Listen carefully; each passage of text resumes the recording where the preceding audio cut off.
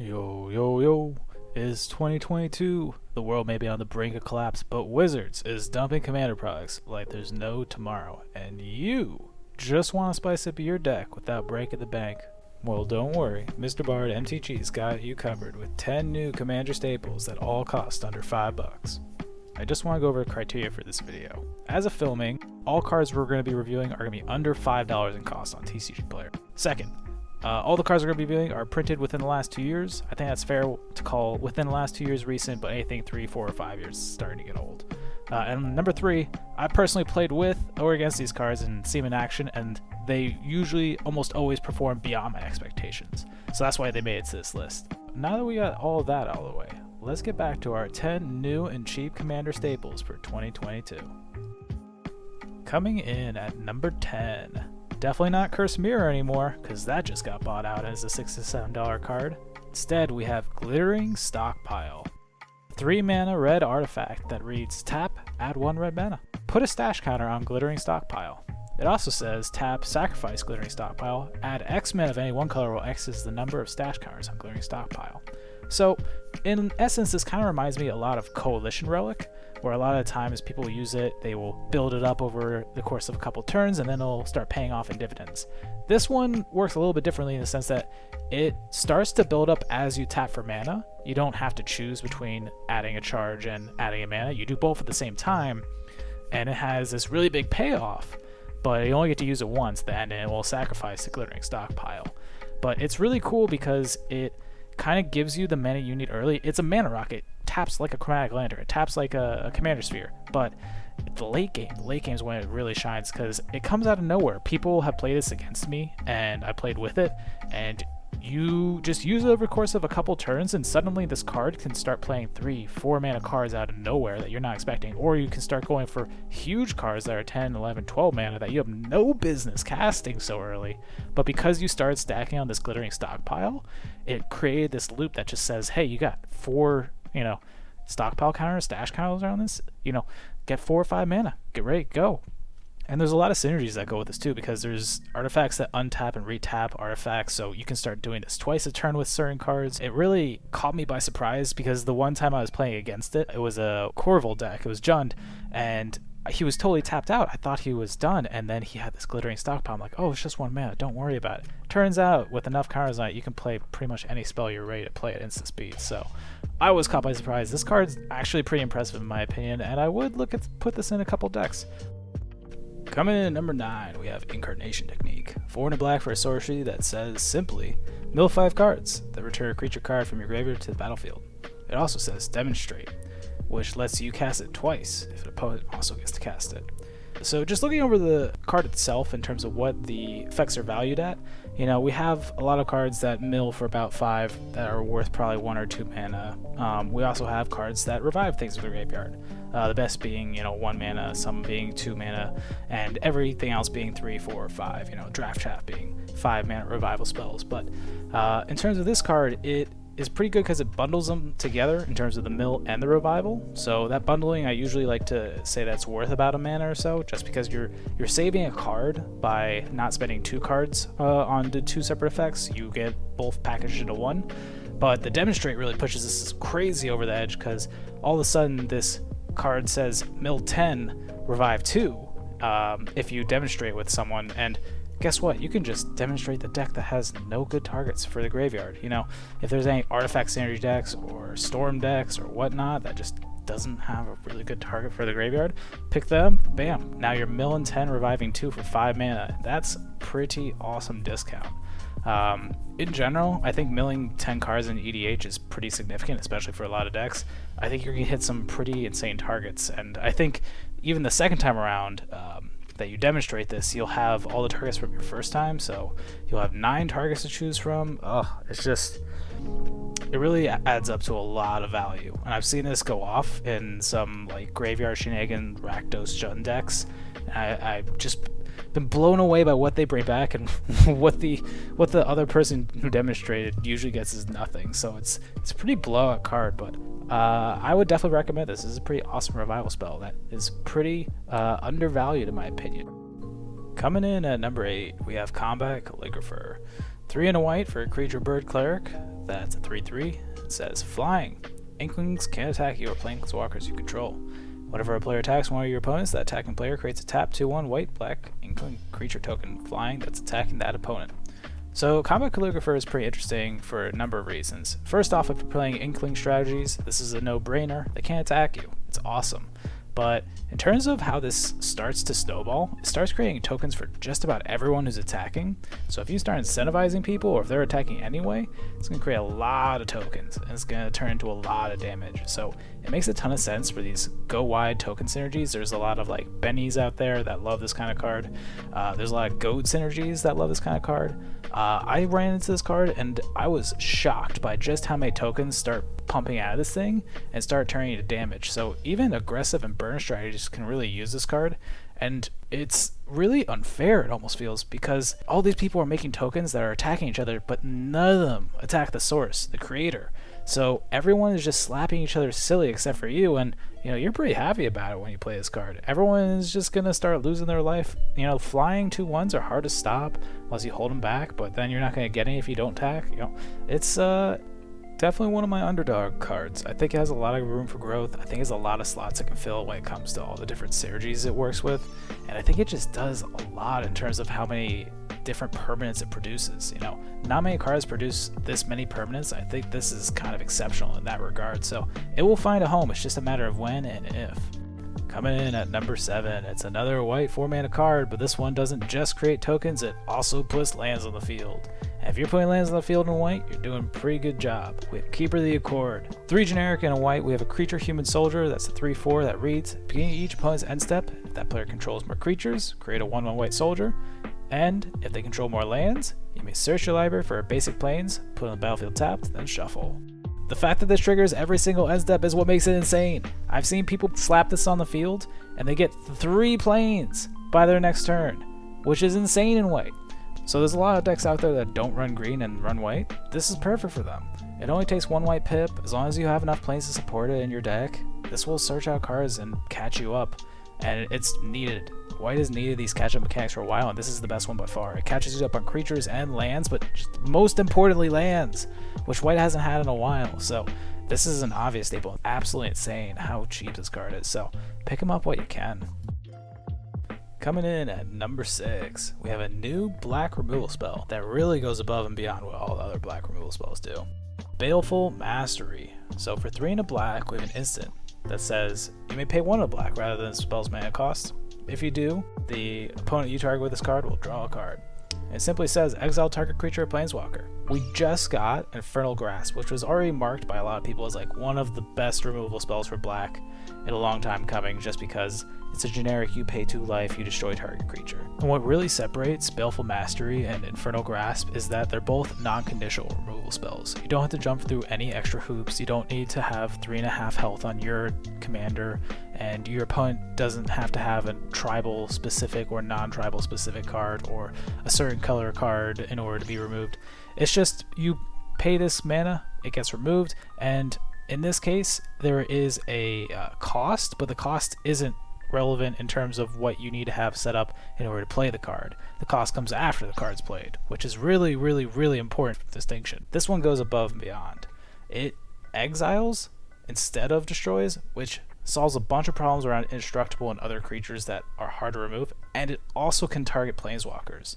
I know it comes with a cost that your opponent draws a card if you use the discounted version, but that's honestly not that big a deal. We have a bunch of spells in Commander and CEDH that, do something, give opponent a couple things in return, and, a couple draws, a couple treasures. That's not a huge issue. So Baleful Mastery falls along those lines of giving your opponent a resource back, but taking something away that's pretty significant.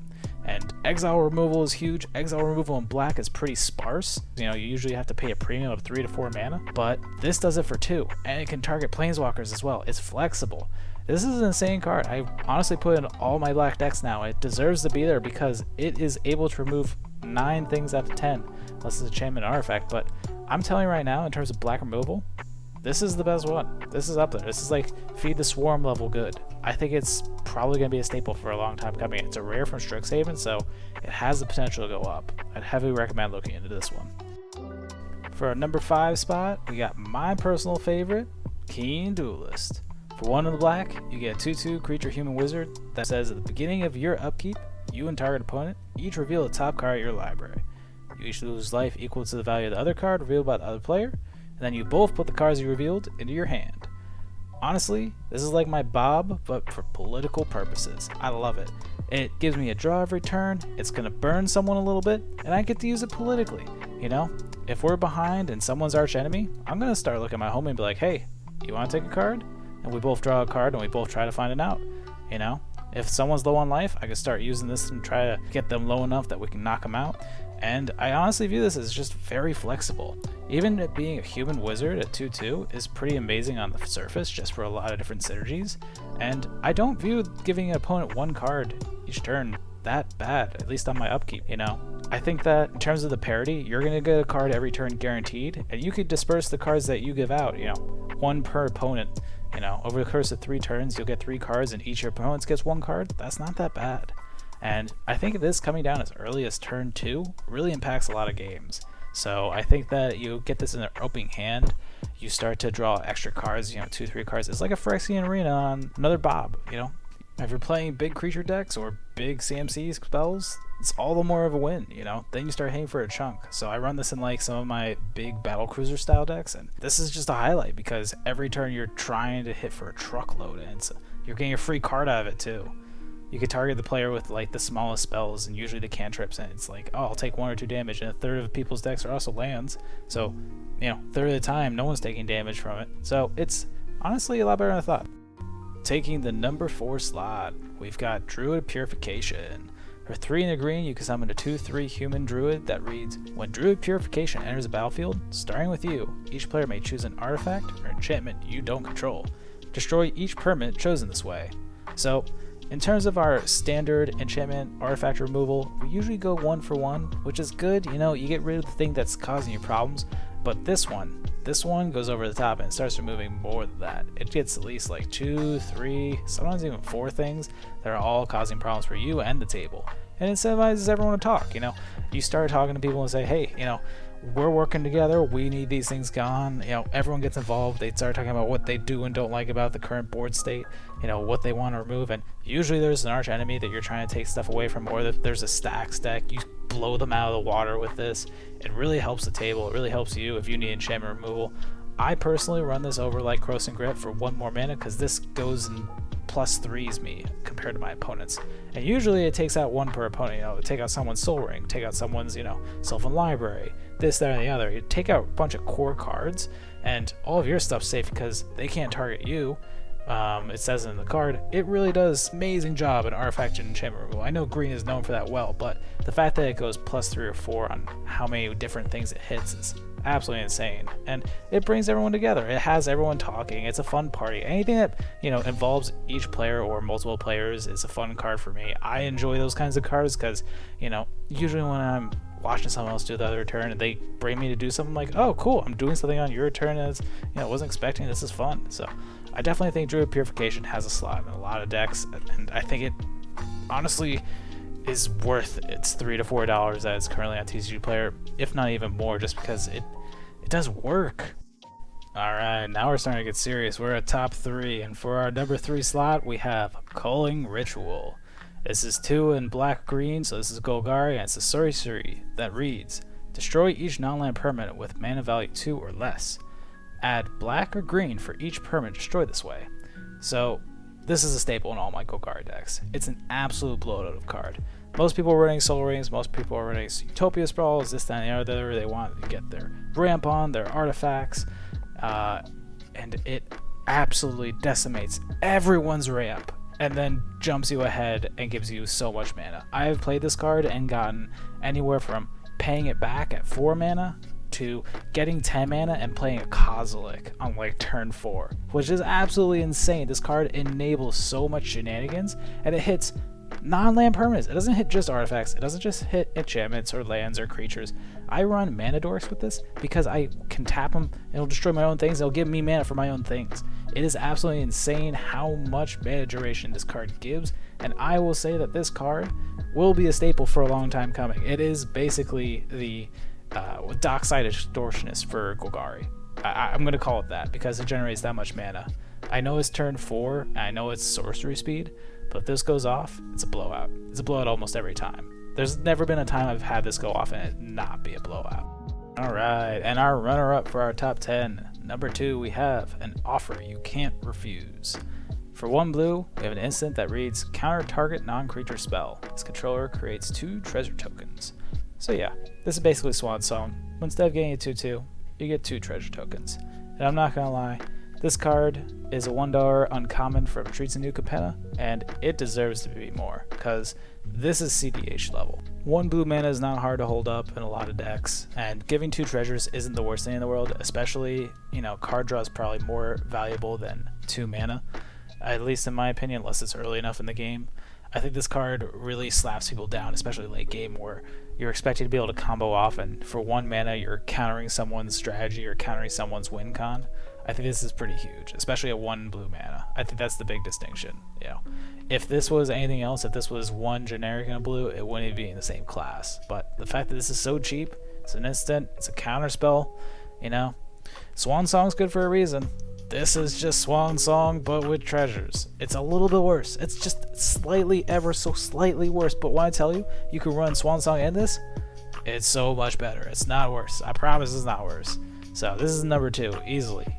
It's going to get a ton of play. I think this card's going to keep going up. It's like a $2 card right now. And for our number 1 slot, we have Malakir Rebirth. 1 black instant that reads choose target creature. You lose 2 life until end of turn. That creature gains. When this creature dies, returns to the battlefield tapped under its owner's control. This card is nothing special in terms of the front face, but the back face is what makes it the best card I've played in a while in almost every single black deck. The back is simply a land. It's a black land that enters tapped, and that's not that amazing in terms of what it does, but the fact that it is a flexible 1 mana revival spell for your commander or anything else that you have on the board that also can smooth out your early game and be a land is what makes this card auto-include in almost all my black decks. So many black decks, so many commander decks in general just want to have their commander on the field and survive. This is that insurance. This is that, you don't have your Swiftfoot boots, you don't have your lightning greaves. This can protect him, so when he dies, it comes straight back, but it also functions as a land. And the fact that you don't have to choose between a land and this, or let's say late game, you draw this and you have flooded lands, you don't need to play land, you get that optionality. And this is one of the best in terms of dual modal lands. It brings you to a point where you can draw cards early and late and have them be valuable in both stages. And that's really, really key, because if this was just a regular swamp, you're drawing this is 1 less card that you get to play, for whatever strategy you're looking forward to. And that doesn't even scratch the surface on like ETBs and LTBs and other synergies that you can use with this card. Being able to play this as a land, and then later on, if you can bounce it back to your hand, you can play it as a spell. There's just a lot of avenues you could take this card and have it be useful. It's never really a dead card. It always does something, and if it's not doing anything, that means your board's pretty safe, which is at least good for the moment. I definitely recommend this card for almost every single black deck that I run. I recommend it for all commanders that have black in them, because you get to keep your commander on the field. I recommend it for any deck that has, synergies with aristocrats, or enter the battlefields, or Panarmaricons, or anything like that. There's so many different directions that Malakir Rebirth can be useful in, and it's flexible enough to be a land, so it deserves a spot. There's a ton of effects that are just like this that are garbage because they're not land, but because it's land, that's what makes it take number 1. That's what makes it the best card in the slot, and that's why I recommend you get this card ASAP. Thank you for making it to the end of the video. If you enjoyed this top 10 list, please leave a comment below if you have any suggestions on what you would include in your top 10. Definitely throw me a couple ideas. I want to be able to throw some more videos together. Who knows, you might get featured. Alright, that's it for now. Mr. Bard is out. I don't need to do any more of these. This is done. We're done. We're done. We're not beating this. There's no way. We're going to shut up. We're going to take the cards. We're going to run, hide, goodbye forever. This is Mr. Bard. Mr. Bard.